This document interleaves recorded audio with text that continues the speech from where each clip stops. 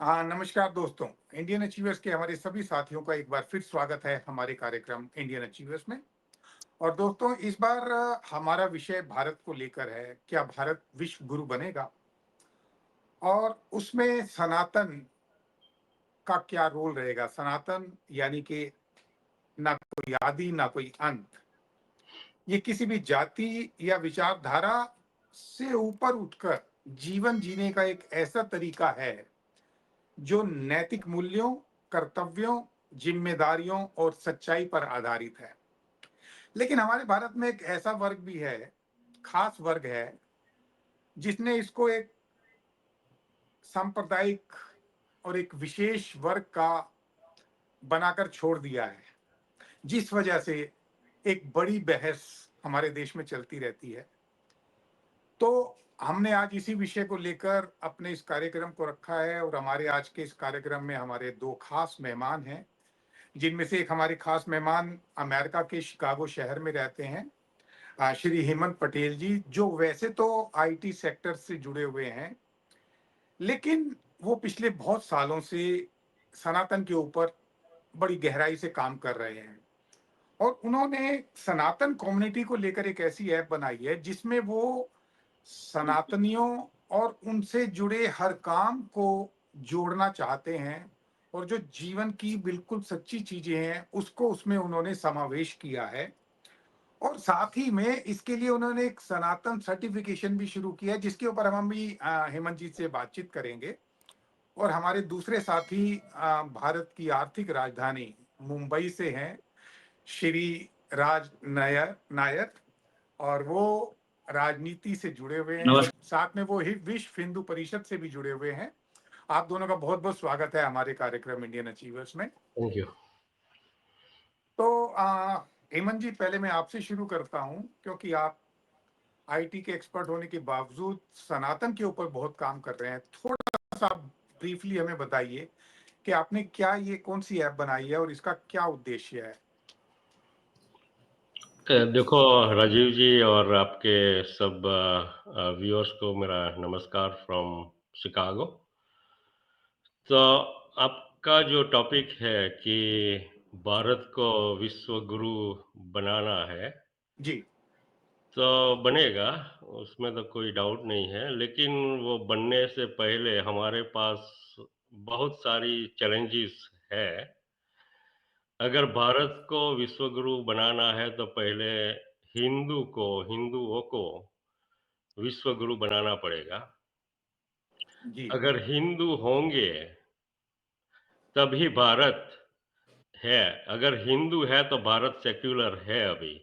अगर हिंदू की पावर में नहीं होंगे तो वो भारत सेक्युलर भी नहीं बचेगा और बहुत सारे टुकड़े में बिक जाएगा। सो इसीलिए सबसे पहले तो हिंदुओं को विश्व गुरु बनाना पड़ेगा। ये विश्व गुरु बनाने के लिए हिंदुओं को बचाना पड़ेगा पहले तो। हिंदुओं को विश्व गुरु बनाने के पहले हिंदुओं को बचाना पड़ेगा। अभी हमको लगता है कि हिंदू को एग्जिस्टेंशियल थ्रेट है। काफ़ी चीज़ें ऐसी है कि they are going against Hindu और Hindu itself is in trouble अभी, बराबर? फॉर एग्ज़ाम्पल आप देखिए कितना लव जिहाद हो रहा है। हमारी बच्चियों को फेक प्रोफ़ाइल से फँसाया जाता है, उसको बाद में मारा जाता है, काटा जाता है। हमको हिंदुओं की थूक वाला खिलाया जाता है। उसको वो यूरिनेट भी पिलाया जाता है। ये सब चीज़ें हो रही है।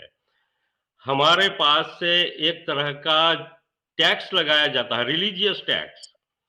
काफ़ी चीज़ें ऐसी है, काफ़ी सर्टिफिकेशन चल रहा है अभी भारत में और पूरी दुनिया में। उससे कई रिलीजियस प्रोडक्ट होती है, वो हमको बिकी जाती है, हम उसको पे करते हैं और बाद में वो ही पैसे हमारे लिए, हमको मारने के लिए वो यूज़ करता है।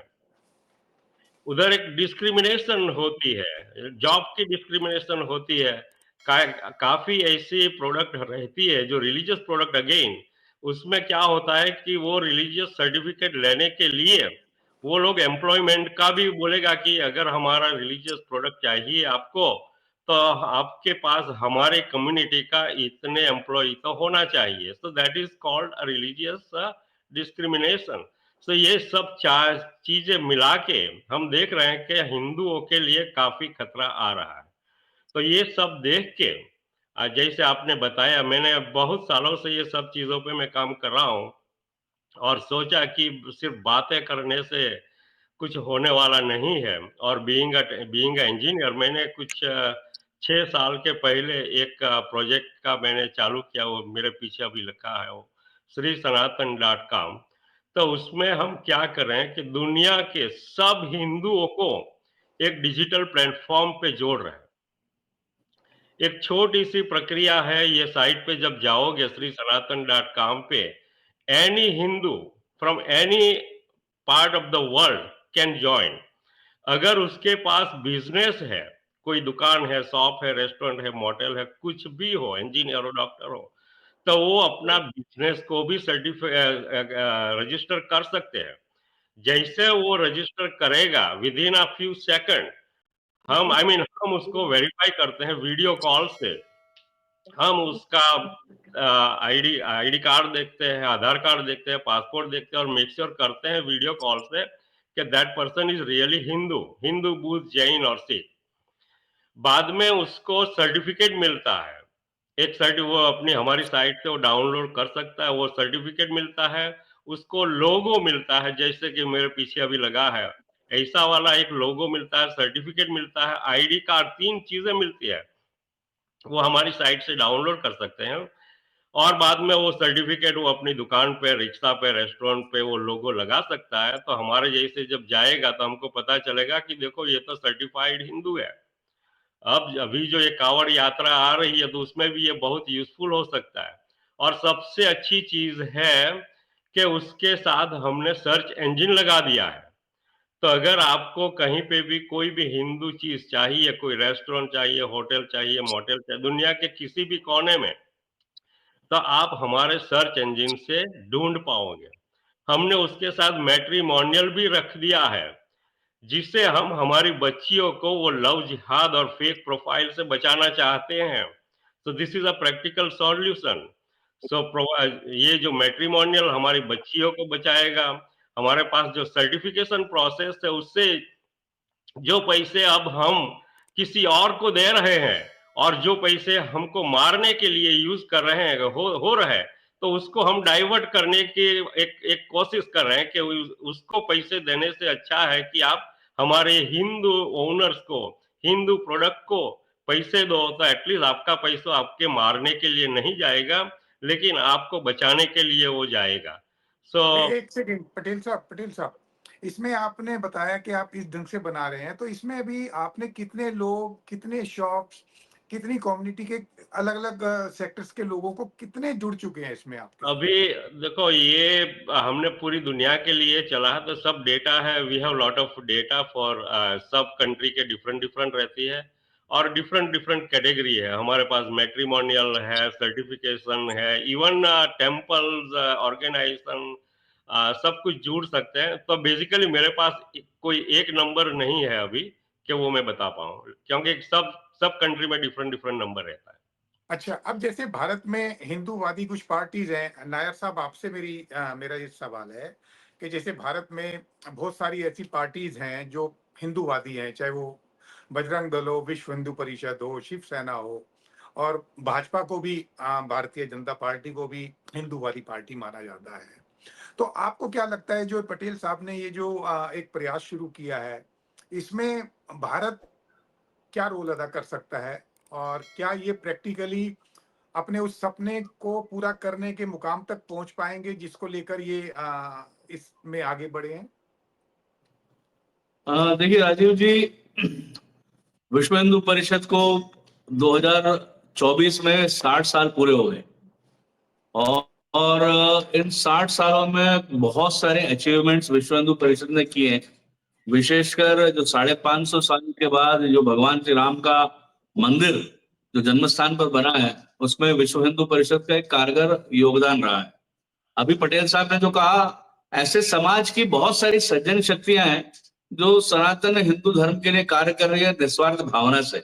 और ये सभी कार्य जो है जैसे पटेल साहब कर रहे हैं और अन्य जितने भी कर रहे हैं सराहनीय है। परंतु हमारा ये मानना है कि हिंदू अगर सब मिलकर के कोई एक योजना बनाएंगे, क्योंकि हम सब जानते हैं कि हमारे ऊपर करीब करीब 1000 साल के ऊपर का बैकलॉग है। 1000 साल के ऊपर हमारे ऊपर बड़ी बर्बरता से के साथ आक्रांताओं ने हमारे पर राज किया और 1000 साल तक हिंदू समाज निरंतर लड़ता रहा, संघर्ष करता रहा अपने अस्तित्व को बचाने के लिए। जहां सारी सभ्यताएं खत्म हो गई और आज उनको उनके बारे में अगर जानना हो तो हमको पुरातत्व विभाग के म्यूजियम में जाना पड़ेगा। We have to go to the archaeological museum. But at the same time we survived, we fought, हमने लड़ाई लड़ी। इसलिए आज जितनी जनसंख्या है इस पृथ्वी पर करीब 700 सवा 700 करोड़ की, पृथ्वी पर चलने वाला हर 7वां व्यक्ति हिंदू है।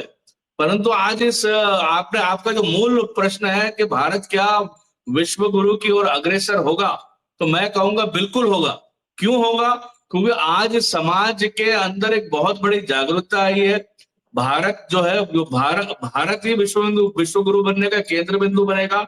जिस प्रकार से 1000 साल के लगातार आक्रमणकारियों के बर्बरता पूर्ण राज के बाद भी हम सर्वाइव हुए।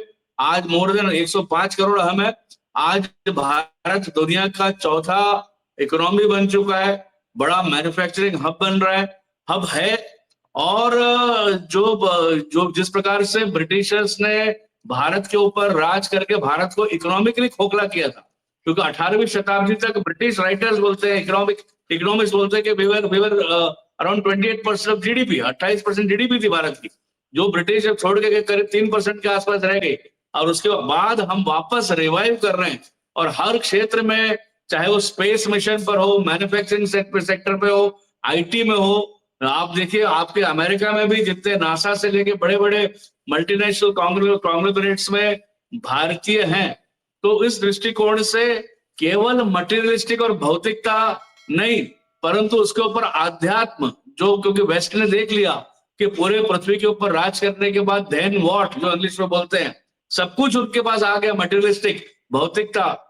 लेकिन जो आध्यात्म की कमी थी वो भारत इस विश्व को पूरा करेगा और आने वाले समय में भारतीय आध्यात्म पूरे विश्व भर में फैल रहा है। संतों के मार्फत, महंतों के जरिए, बड़े बड़े ऋषि मुनि योगियों के प्रवास से, प्लस राष्ट्रीय स्वयंसेवक संघ और विचार परिवार पूरे विश्व में बहुत अच्छा काम कर रहा है।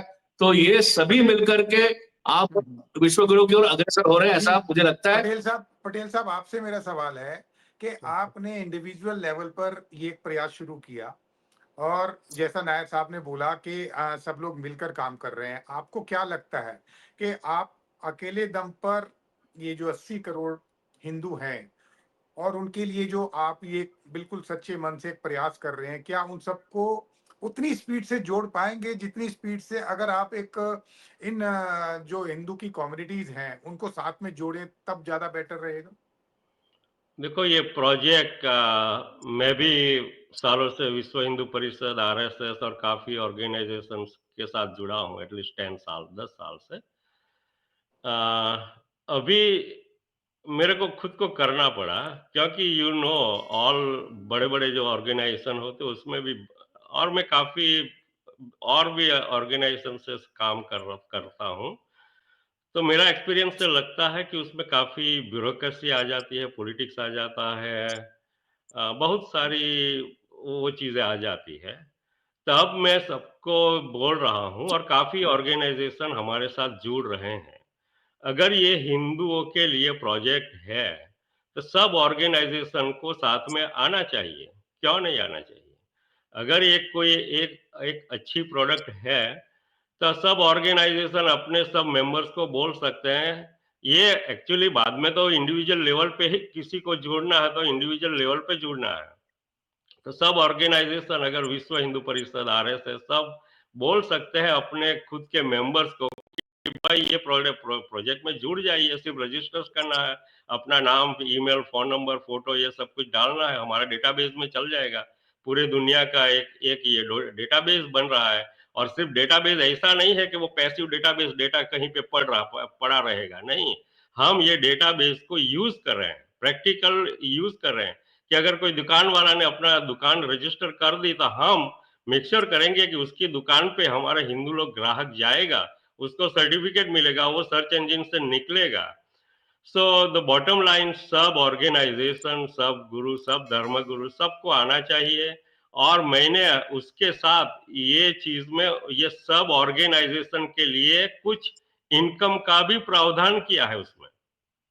अच्छा, ये आपने आपने इसके साथ कुछ ऐसा कोई ऐसा लिंक बना रहे हैं कि जिसमें, जैसे आप कह रहे हो कि जिसमें ये जितने भी हमारे अखाड़े हैं, जितनी भी संस्थाएं हैं हिंदुओं से जुड़ी हुई, वो अगर उसमें जुड़ने का कुछ ऐसा आपने कुछ बनाया है लिंक कि जिसमें वो क्लिक करें और उसमें अपना वो डालें और इसके साथ जुड़ जाएं?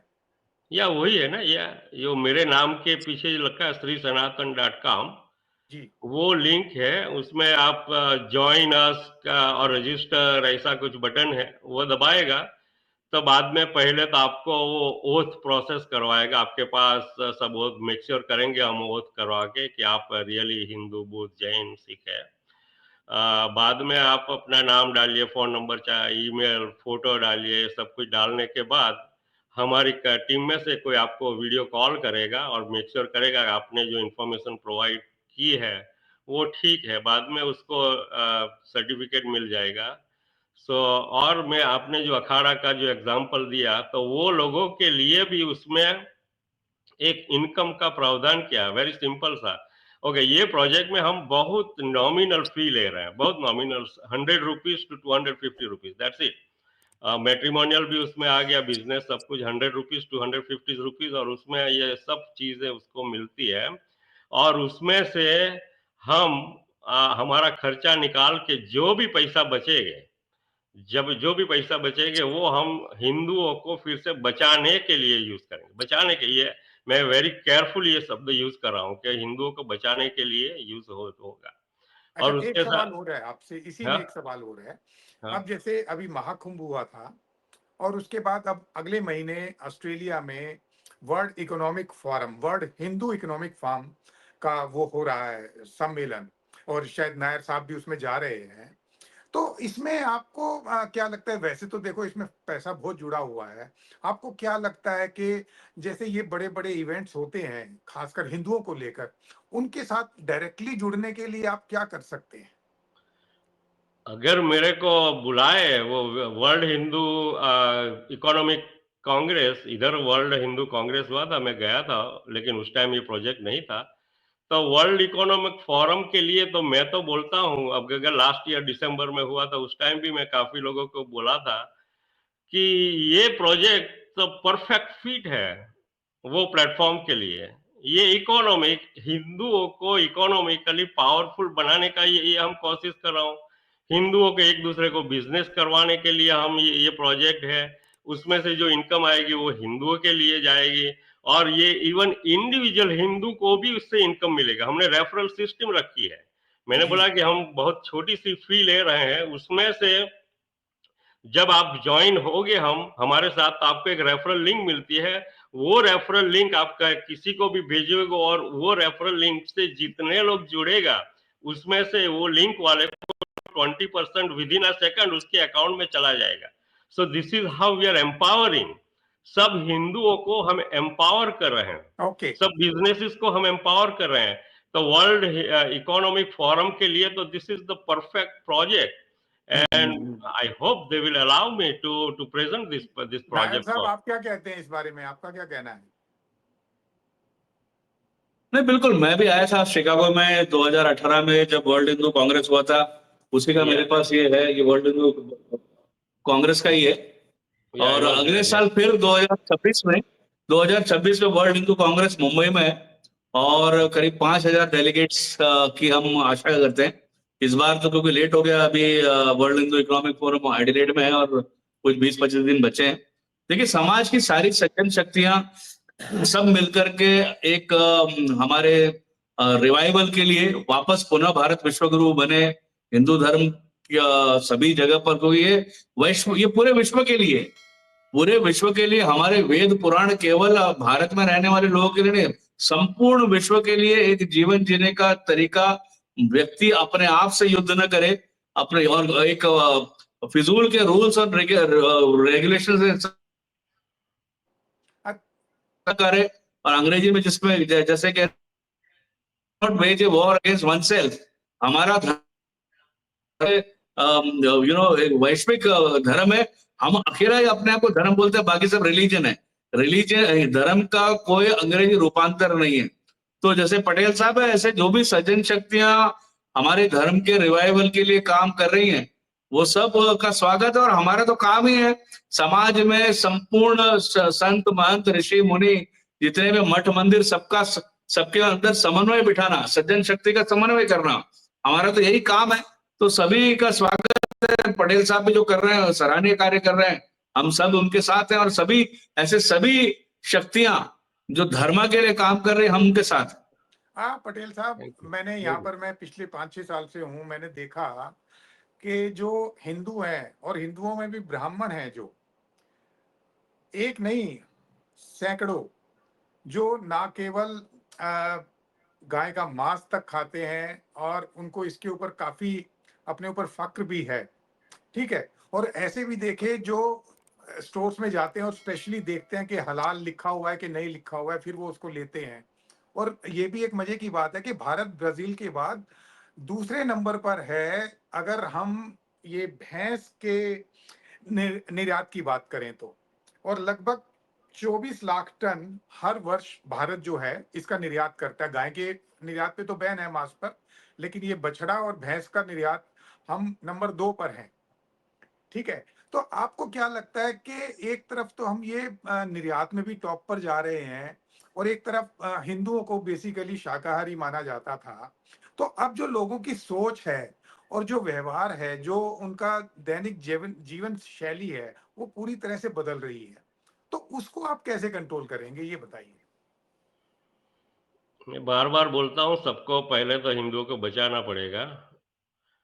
तो उसके अंदर अवेयरनेस क्रिएट करनी चाहिए। जो चीज़ें आपने जो हलाल का एग्जाम्पल दिया, तो लोगों को समझना पड़ेगा कि हलाल है क्या, बराबर। जब तक वो समझेगा नहीं, वो खाता रहेगा।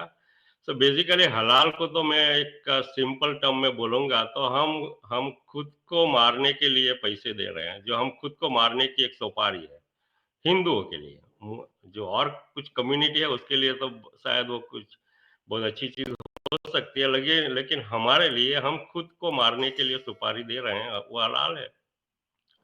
तो आइडिया ये है कि ये सब चीज़ें हमारे हिंदुओं को समझनी पड़ेगी, और समझाने के लिए मैं तो 10 साल से कोशिश कर रहा हूँ।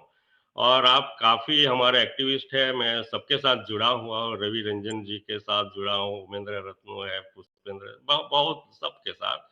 तो सब लोग हिंदुओं को जगाने की कोशिश कर रहे हैं। तो आई थिंक पहले तो ये अवेयरनेस क्रिएट करनी पड़ेगा। आपने जो क्वेश्चन पूछा है उसमें कुछ सॉल्यूशन आप चाहिए, तो यही एक सॉल्यूशन है, और सॉल्यूशन के लिए ये एक पहली चीज़ होनी चाहिए। तो एटलीस्ट मैंने तो ये अवेयरनेस के लिए 10 साल से काम कर रहा हूँ, और बाद में सोचा कि अवेयरनेस के बाद the next step should be to have some kind of platform के उधर सब हिंदू एक डिजिटली जुड़ जाए, एक दूसरे को सपोर्ट कर पाए। नायर साहब, इन्होंने बोला कि अवेयरनेस जरूरी है। तो आपको क्या लगता है कि अब वो वक्त आ गया है कि जब भारत में जो शिक्षा है, और प्रथम क्लास से ही, अब उसका पूरी तरह से ढांचा और पूरा करिकुलम बदल देना चाहिए, और जैसे पहले गुरुकुल सिस्टम होता था और पहले जैसे आश्रम में पढ़ाया जाता था, आपको क्या लगता है कि बीजेपी सरकार को भी 10 साल से ऊपर हो गए हैं, शिक्षा में कुछ आमूल परिवर्तन करे जा रहे हैं या कुछ नहीं किया जा रहा? देखिए, भारत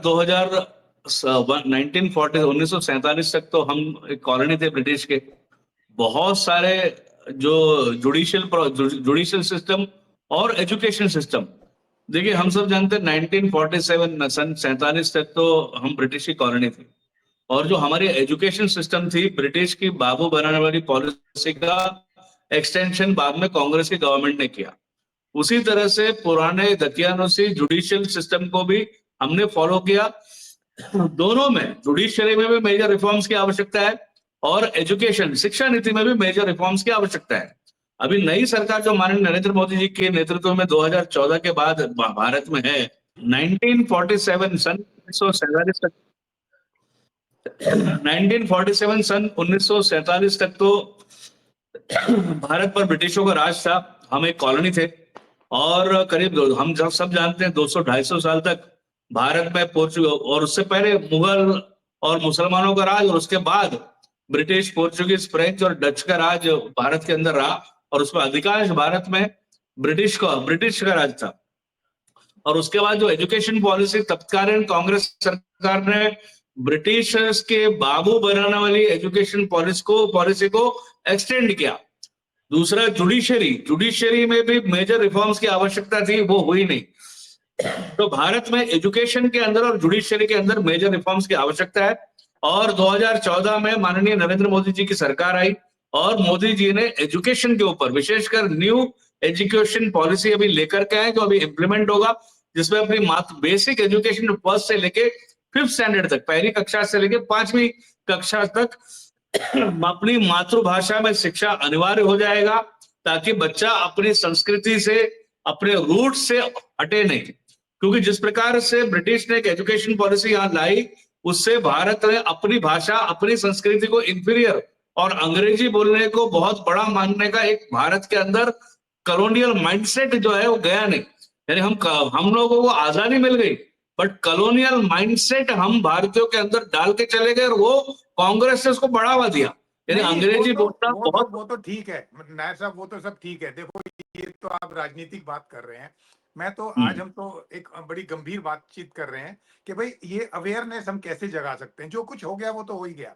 आप ये बताइए कि जैसा इन्होंने बताया कि ये इन्होंने ऐप भी बनाई है और ये कम्युनिटी के लिए काम कर रहे हैं, कंस्ट्रक्टिव हम इसको कैसे कर सकते हैं, उसके ऊपर बताइए। देखिए, नई एजुकेशन पॉलिसी में मेजर रिफॉर्म्स आ रहे हैं, ये जल्दी ही देश में इंप्लीमेंट होगा। तो भारत में अपनी संस्कृति, अपनी गाय, अपनी गंगा, अपनी विरासत, अपने ग्लोरियस पास्ट के बारे में सब सिखाने का प्रावधान नए एजुकेशन पॉलिसी में है। इससे देश के अंदर, विशेषकर भारत में बहुत बड़ा बदलाव एजुकेशन में आने वाले समय में आ रहा है। ये पॉलिटिकल बात नहीं है, ये सच्ची बात जो पार्लियामेंट में भी पास हुई है और जो पॉलिसी इंप्लीमेंट हो रही है, मैं उसके बारे में बात कर रहा हूं। और आज भी अगर देखें 2014 के बाद भारत में धर्म के प्रति जागरूकता काफी फैली है, अवेयरनेस मेजर फैला है। गांव-गांव में, शहरों में, हर जगह पर हिंदुओं के अंदर जागरूकता आई है, और विशेषकर उसका एक बड़ा रोल था 2014 के चुनावी परिणाम और भगवान श्री राम के जन्म स्थान पर भगवान राम का मंदिर बनना। इन सब के इसके बाद देश के अंदर एक नई ऊर्जा जागृत हुई है और हिंदुओं के अंदर कॉन्फिडेंस पैदा हुआ है। इसके ये कोई राजनीति का विषय नहीं है। पटेल साहब, आपको क्या लगता है, जो ये आप पिछले 6 साल से काम कर रहे हैं, आपको क्या लगता है कि इसमें अभी आपको और कितना टाइम लगेगा कि जब आप भारत में और या पूरी दुनिया में जो हिंदू लोग रह रहे हैं उनके साथ जुड़ने में, आपको क्या लगता है कि ज्यादा से ज्यादा लोगों से जुड़ने के लिए आप कितना और समय लगेगा? I mean, it's difficult to tell, लेकिन 1-2 साल में काफी मात्रा में लोग हमारे साथ जुड़ जाएगा, वो उसमें कोई डाउट नहीं है। काफी सब कंट्री से हिंदू आ जाएंगे। तो मैं थोड़ा, वो एजुकेशन की बात हो रही, तो मेरा उसमें थोड़ा क्या योगदान है वो भी अभी जी। मौका मिला तो बता ही देता हूँ। इफ यू रिमेम्बर, अबाउट 10-12 साल के पहले इधर अमेरिका में कैलिफोर्निया की टेक्स्ट बुक के ऊपर हम हिंदू लोग कोर्ट में गए थे, और काफी सालों तक वो कोर्ट में केस चला था। और द आइडिया वो थी कि हिंदू को थोड़ी बुरी तरह से रिप्रेजेंट किया गया था कैलिफोर्निया की और यूएस की टेक्स्ट बुकों में। तो I was aware of that. तो मैंने सोचा कि चलो, कैलिफोर्निया में और अमेरिका में तो हम आवाज उठा रहे हैं, तो देखते हैं कि इंडिया में क्या है हालत। तो मैं इंडिया में मैंने शुरुआत की गुजरात से, क्योंकि मैं गुजरात से हूँ। तो गुजरात की मैंने सब बुकें पढ़ ली, बार-बार पढ़ा। एक स्टैंडर्ड 1 to 12 तक सब बुकें मैं पढ़ गया, हिंदी गुजराती में पढ़ गया, इंग्लिश में पढ़ गया। और मेरा कंक्लूजन बाद में ये था कि हम लोग कैलिफोर्निया में हिंदुओं के लिए कोर्ट में लड़ रहे हैं, लेकिन मैंने कैलिफोर्निया की बुक भी पढ़ी, मैं गुजरात की बुक भी पढ़ी, लेकिन मेरे को कैलिफोर्निया की बुक से जितना आनंद मिला, इतना गुजरात की बुक से नहीं मिला। नो डाउट कैलिफोर्निया के बारे में भी थोड़ा नेगेटिविज्म है, हमारे कास्ट सिस्टम और ये सब कुछ डाला गया था। तो हमारी गुजरात की ये हालत थी। 10 साल के पहले मैंने रिसर्च करके मैंने ऑनलाइन सब कुछ रख दिया, मोदी जी को भी भेजा था, चीफ मिनिस्टर सबको भेजा था। मेरा कंक्लूजन ये था कि पूरे 1 से 12 तक आपको एक बार राम वर्ड नहीं मिलेगा, एटलीस्ट उस time not a single time Ram Sita कुछ नहीं।